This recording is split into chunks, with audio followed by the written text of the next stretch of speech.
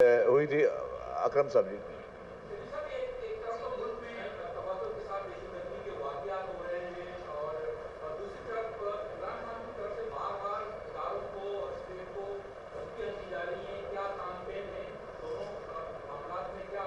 देखिए जी, आपने जो बात की इमरान खान के बारे में, मैं आपको एक बहुत वाज़ेह बात बता दूं, और ये कोई रूटीन की चीज़ नहीं है। मैं समझता हूं कि पाकिस्तान के खिलाफ एक बहुत बुरी और गहरी साजिश की जा रही है मुल्क के खिलाफ, और उस साजिश में इमरान खान जो है बहुत बड़ा किरदार है। पाकिस्तान के खिलाफ इस साजिश में जिसमें नुकसान जो है वो पाकिस्तान को पहुंचाया जा रहा है। इमरान खान का टारगेट मैं पहले भी कह चुका था, इलेक्शन से पहले मेरी बात को लोगों ने कुछ शायद लाइटली लिया।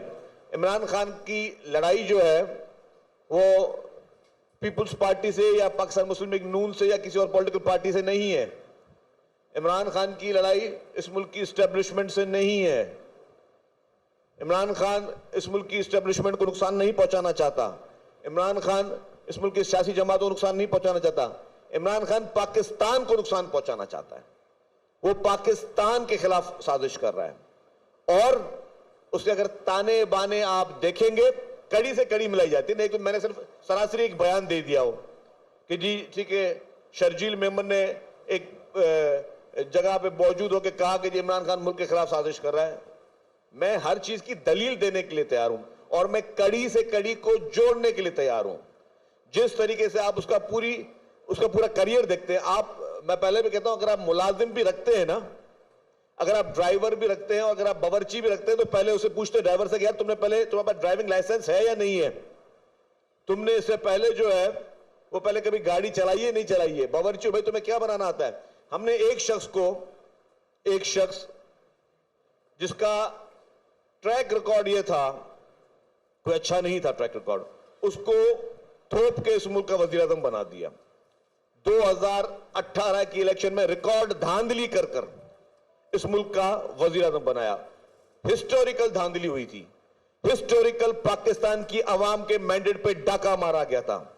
हिस्टोरिकल तौर पर आरटीएस को बिठा के एक मनपसंद नतायज लेकर इमरान खान को इस मुल्क के ऊपर थोपा गया था, और उसने ईमानदारी का एक मास्क पहना हुआ था उस शख्स ने कि जी मैं ईमानदार आदमी हूं। उस ईमानदार शख्स ने सिर्फ 1 अरब रुपए 3.5 साल में, टोटल 98 करोड़ रुपए की रकम है, 1 अरब रुपए इमरान खान ने सिर्फ बन्नी गाला से प्राइम मिनिस्टर हाउस और प्राइम मिनिस्टर हाउस से बन्नी गाला तक के हेलीकॉप्टर की मदद में खर्च किए। सिर्फ 1 अरब रुपए सिर्फ 3.5 साल में। जो कि एक ईमानदार शख्स था, जिससे आके क्या बोला, मैं भैंसे बेच रहा हूं प्राइम मिनिस्टर हाउस की, मैं गाड़ियां ऑक्शन कर रहा हूं।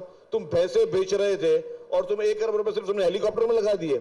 इससे बड़ा तुम्हारे मुंह पे क्या मांस होगा जो ईमानदारी की तुम बात करते हो। फिर इस शख्स ने क्या किया, फिर इस शख्स ने इस मुल्क को यरगमाल बनाने के लिए, जो कि उससे पहले की कार्रवाइयां थी, जो 2018 की इलेक्शन थी, उस इलेक्शन में भारत और इसराइल के पैसे इस मुल्क में सियासत में इस्तेमाल होते रहे, उसकी प्रोजेक्शन में इस्तेमाल होते रहे। क्या किया गया, नौजवान नस्ल के सामने, आम आदमी को जो शायद मासूम है, आम आदमी जो पाकिस्तान की सियासी गिमिक्स को समझता नहीं है, उसको फरिश्ता करके पेश करने की कोशिश की गई, उसकी इमेज बिल्डिंग की कोशिश की गई। और उस इमेज बिल्डिंग में गैर मुल्की वो कंपनियां, गैर मुल्की वो लोग जिनका काम ये प्रोफेशनल है कि वो सोशल मीडिया में लोगों को ट्रेन करें, सोशल मीडिया में पाकिस्तान के सियासतदानों के खिलाफ, पाकिस्तान के फोर्सेस के खिलाफ, पाकिस्तान की इदारों के खिलाफ जहर अंगेज तरीके से मुहिमें चलाने में मसरूफ है। इमरान खान की लड़ाई है क्या?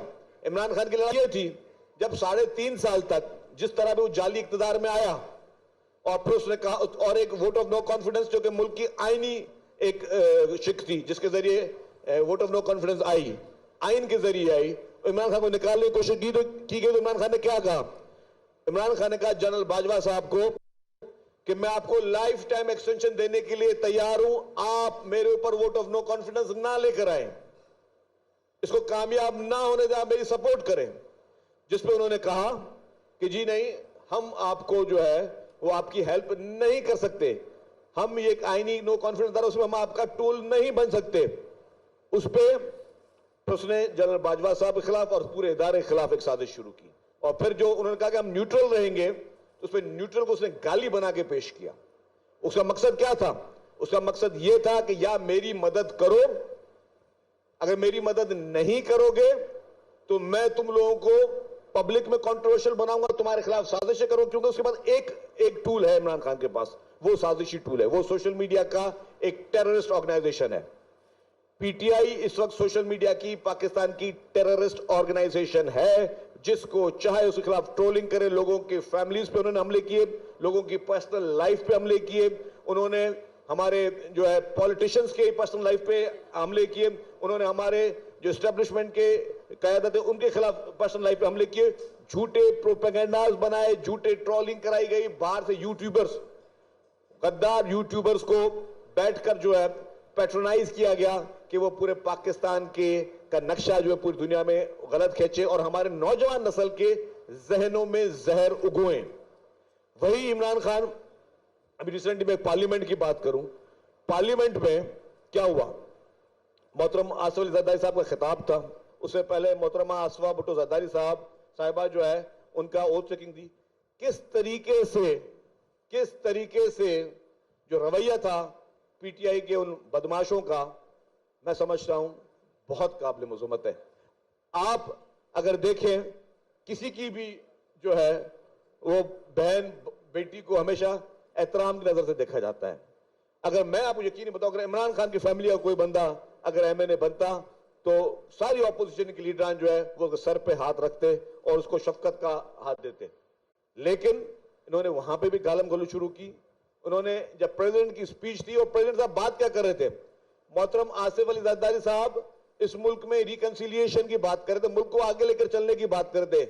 جو پولرائزیشن عمران خان نے پیدا کی اس معاشرے میں, بھائی سے بھائی کو لڑانے کی جو پولرائزیشن عمران خان نے پیدا کی ہے, جو سوسائٹی کو ڈیوائیڈ کرنے کی پولرائزیشن عمران خان نے پیدا کی ہے, جو اداروں کے خلاف ہزارت سائی کی ایک پالیسی پیدا کی ہے, اور یہ کیا مقصد ہے, یہ عمران خان صرف کیا کر رہا ہے, یہ اس وقت عمران خان اس ملک کی 22 کروڑ عوام کو, ملک کے سیاستدانوں کو اور اداروں کو ان سب کو بلیک میل کر رہا ہے. اور بلیک میلنگ کی وجہ کیا ہے کہ مجھے اقتدار دو, میرے جو کیسز جس میں مجھے سزائیں ملی ہیں ان کیسز میں مجھے معافی دو, چاہے پابندی کے باوجود اوپن اینڈ شٹ کیسز ہیں, کوئی ایسا کیس نہیں ہے جس میں کوئی سائنس لڑانے کی ضرورت ہو یا دماغ لڑانے کی ضرورت ہو.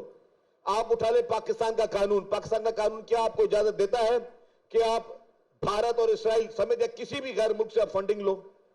کیا اجازت دیتا ہے؟ نہیں دیتا. اٹھائیں قانون کو آپ. اگر نہیں دیتا اور اس شخص نے لی ہے, اس کی پولیٹیکل پارٹی نے لی ہے 15 اکاؤنٹ فورن اکاؤنٹ جو تھے جو کہ فورن فنڈنگ میں چھپائے گئے, تو اس کے بعد سزا کیا ہوتی ہے؟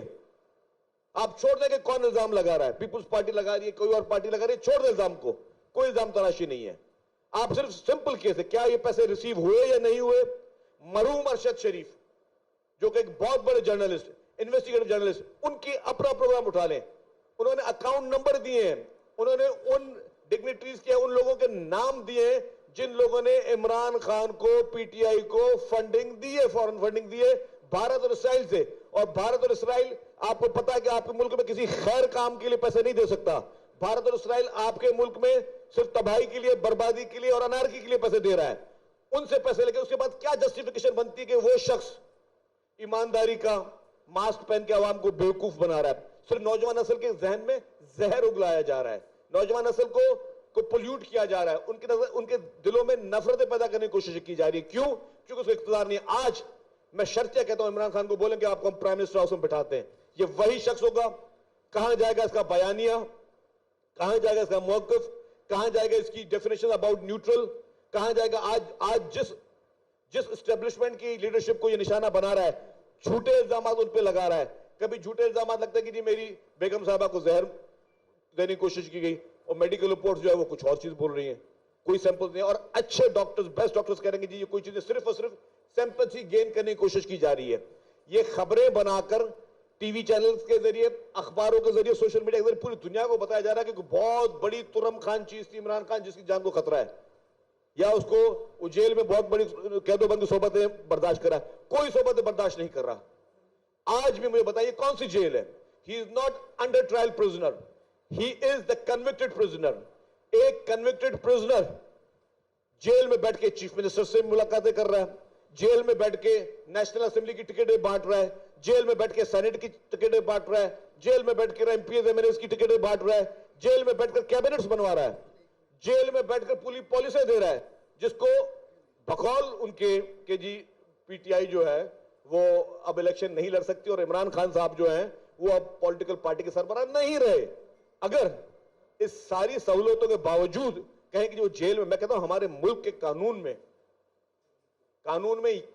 سب کے لیے استعمال ہونا چاہیے. کیا اس وقت جیل کے ہر قیدی کو یہ سہولت موجود ہے؟ کیا جیل کا ہر قیدی کو اتنا ایکسس موجود ہے کہ وہ بیٹھ کے پوری حکومتیں بنا رہا ہے, الیکشنوں کے کینڈیڈیٹس چن رہا ہے, پالیسیاں دے رہا ہے, اور ملک کے خلاف سازشیں جیل میں بیٹھ کے کر رہا ہے, پاکستان کے خلاف سازشیں جیل میں بیٹھ کے کر رہا ہوں. میں نے کہہ رہا ہوں اگر پاکستان کے خلاف سازش کہہ رہا ہے تو میں کیوں کہہ رہا ہوں, میں اس کا جواب دوں گا میں کیوں کہہ رہا ہوں. کیا اس شخص نے جیسے اقتدار سے ہٹا اور اس کے فائنانس منسٹرز نے یہ کوشش نہیں کی کہ پاکستان کی امداد کو روکا جائے, آئی ایم ایف کو خطوط نہیں لکھے گئے, انٹرنیشنل جتنے اور مانیٹری ادارے ان کو یہ خط نہیں لکھے گئے کہ پاکستان کی فنڈنگ بند کی جائے, پاکستان کی فائنانسنگ بند کی جائے, پاکستان کی امدادیں بند کی جائیں. اور اگر کوئی شخص یہ کر رہا ہے, میں پوچھتا ہوں اگر یہی شخص کوئی اور ہوتا عمران خان کی جگہ تو کیا اس کے ساتھ یہ وی وی آئی پی سلوک ہو رہا ہوتا؟ کیا وہ جیل میں بیٹھ کے حکومتیں بنا رہا ہوتا, وہ سیاستیں کر رہا ہوتا, جیل میں بیٹھ کے ملک کے خلاف سازشیں کر رہا ہوتا؟ کیا کوئی عام شخص ملک کے خلاف خدا نہ خواستہ اتنی سی حرکت کرتا تو کیا اس کے ساتھ یہ رویہ ہوتا؟ نہیں ہوتا. اس کو صرف لتڑ پڑ رہے ہوتے. پی ٹی آئی نے کیا قربانیاں دی ہیں, پی ٹی آئی کے اوپر کیا ظلم ہوا ہے؟ 6 مہینے ہوئے نہیں عمران خان کو, اس 6 مہینے میں جس طریقے سے وی آئی پی ٹریٹمنٹ اس کے ساتھ ہو رہی ہے. ان کی بیگم صاحبہ ہاؤس اریسٹ ہے سزا یافتہ ہونے کے باوجود, حالانکہ ہم پیپلز پارٹی تو پہلے دن سے کہتے ہیں ہم خواتین کے اوپر کسی قسم کے کیسز یا اس چیز کی ہم نے ہمیشہ مخالفت کی ہے, ڈسپائٹ آف دیٹ کہ اسی عمران خان نے محترمہ فریال تالپور صاحبہ کو عید کی رات کو ہاسپٹل سے جس طریقے سے مین ہینڈل کیا اور ان کو جیل لے کر گئے, اس کے باوجود ہم نہیں چاہتے کہ عمران خان کی بہن یا ان کی وائف جو وہ جیلوں میں ہو. اس کے باوجود آج وہ شخص, ان کی بیگم صاحبہ جو ہے وہ بنی گالا کے محل میں بیٹھی ہوئی ہیں, اس کے باوجود وہ شخص اس ملک کے خلاف سازشیں کر رہا ہے. یہ چاہ رہے ملک کی امداد بند ہو جائے. کیا ہوگا چلے مثال کے طور پر اگر آج خدا نہ خواستہ پاکستان کے یہ لونز بند ہو جائے, پاکستان کی امدادیں بند ہو جائے, پاکستان کے قرضے بند ہو جائے تو پاکستان کا کیا اثر ہوگا؟ کبھی کسی نے سوچا کہ ہمارے اس ملک میں معاشی حالت کیا ہوگی, کتنا بڑا پریشر آئے گا؟ تو جو شخص صرف اقتدار کی ہوس کے لیے, صرف کرسی کی لالچ کے لیے, جس کو وہ نہیں سنبھال سکا 3.5 سال, اس نے اس کا ابیوز کیا, اس کی ہوس کے لیے اگر وہ کہتا ہے کہ جی پاکستان کی امداد بھی بند ہو جائے, پاکستان کے لوگ بھوک مرے, پاکستان کا خدا نہ خواستہ دیوالیہ نکلے, تو کیا یہ شخص پاکستان کے ساتھ سچا مخلص ہو سکتا ہے؟ کیا اس ملک کی سینئر صوبائی وزیر شرجیل میمن میڈیا سے گفتگو کر رہے ہیں. انہوں نے کہا کہ جس شخص کا ٹریک ریکارڈ اچھا نہیں اسے ملک پر مسلط کیا گیا.